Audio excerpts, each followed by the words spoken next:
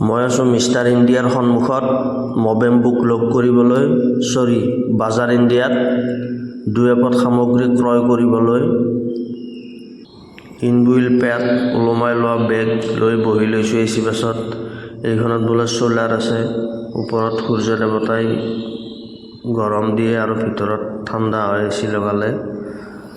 আহক ভিডিঅ'টো আৰম্ভ কৰোঁ। আহিয়ে মই দেখিলোঁ এই এইখনত মালপোৱা বনাই খাব বৰ ধুনীয়া হ'ব। গৰম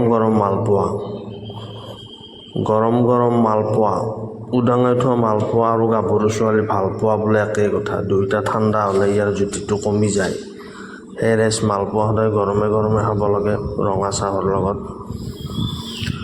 এইফালে মই আহিছিলোঁ এখন জিলাৰ পৰা আন এখন জিলালৈ শুকান ৰুটি ভাজি কেনেকৈ নিব পাৰি, মানে টিফিন বাতি এটা বিচাৰি। সজোৱা আছে বস্তুবোৰ ধুনীয়াকৈ, চাই লওঁ। এইবোৰ প্লেটবোৰ সদায় লেট, মানে চাহ আনোতে সদায় প্লেটবোৰ লেটকৈ আহি পায়। এইফালে চাহ শেষ, তাৰপিছত প্লেট আহি পায়। বহুত দূৰৰ পৰা আহিছোঁ টিফিন বক্স তোক বিচাৰি। এইবাৰ গৰমৰ বন্ধত তোক চিলি চিকেন খুৱাম, কেতিয়াবা পকা অমিতা খুৱাম, বাৰিষা মাছ ভাজি খুৱাম দিয়া।